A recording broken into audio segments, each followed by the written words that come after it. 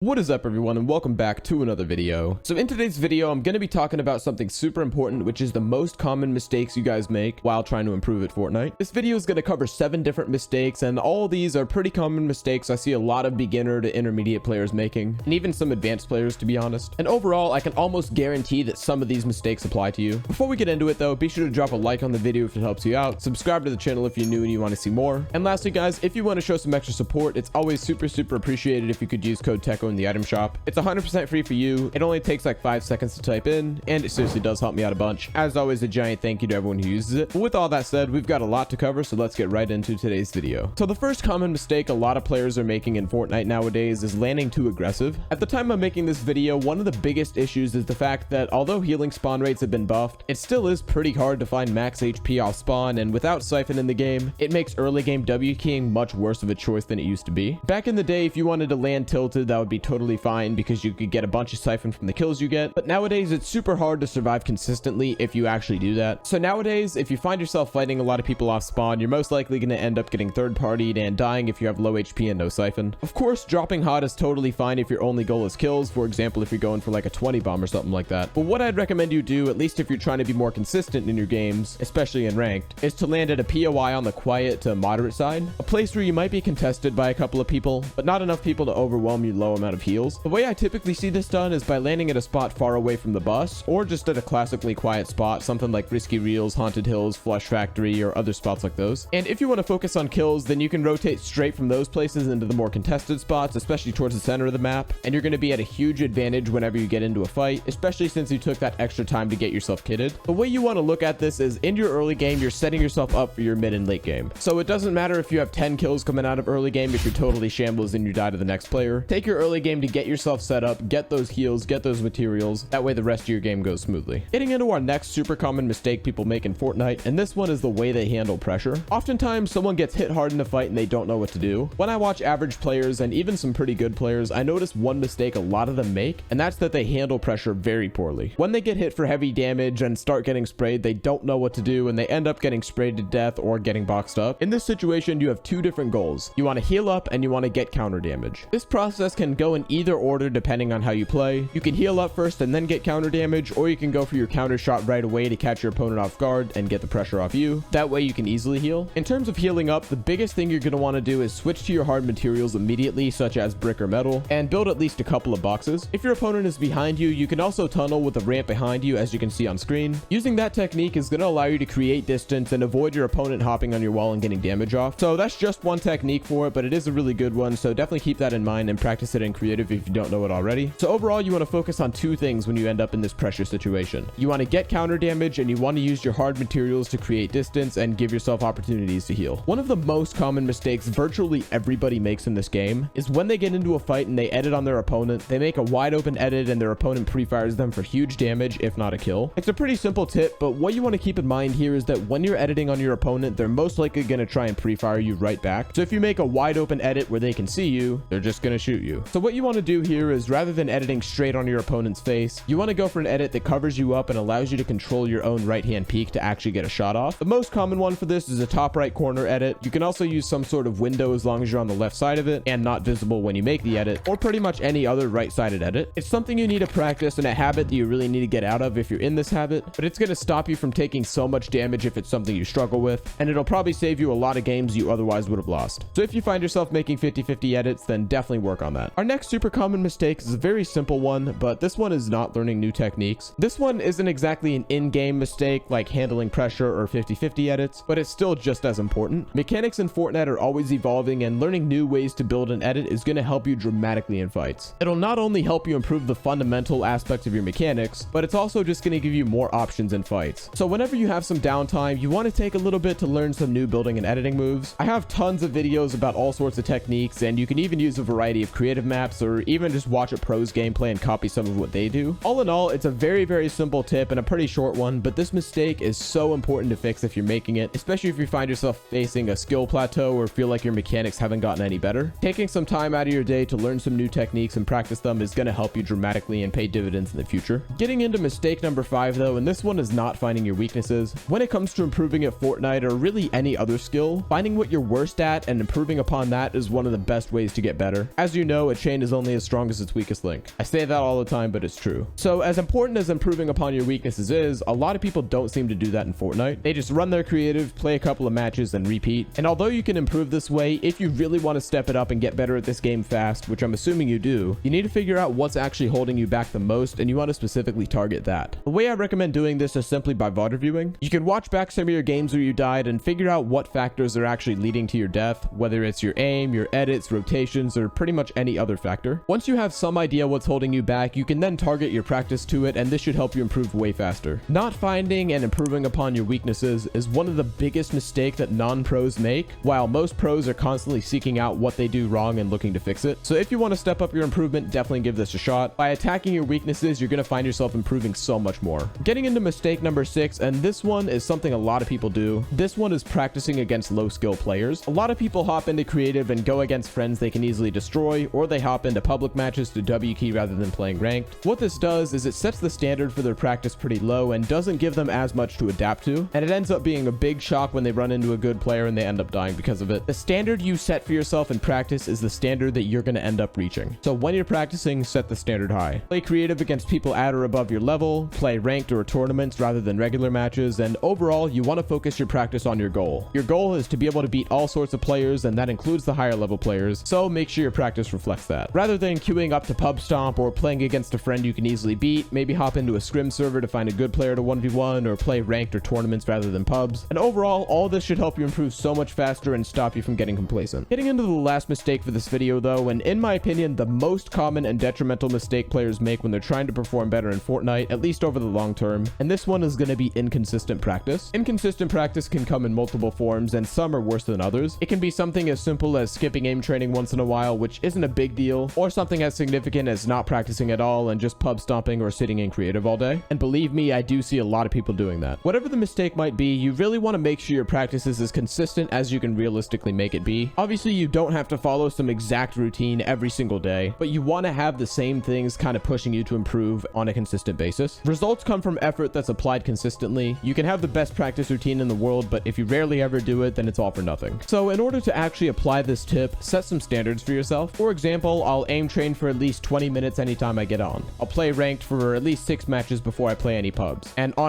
with things like that. Those are just examples, but they're things you could set for yourself. Set standards for your practice, that way you know exactly what you're getting into when you play, and you want to make these standards reasonable. If you want to do more than the standard, that's great, but make sure it's something attainable that you can do consistently. And by setting consistent, reasonable standards for your practice, your improvement is going to skyrocket. The consistency mixed with a good practice routine or good overall practice methods is going to be absolutely amazing for improvement. But with all that said, guys, that's going to wrap it up for today's video on 7 super common mistakes you're making in Fortnite and how to fix them. If you found this video helpful, then be sure to drop a like on it, subscribe to the channel if you're new and you want to see more, and as always, it's super appreciated if you could use code Teckoh in the item shop. It's completely free for you, and it seriously does help me out a bunch. As always, a huge thank you to everyone who uses it. But with all that said, guys, thank you all for watching this video, and I'll see you guys in the next one. Bye for now.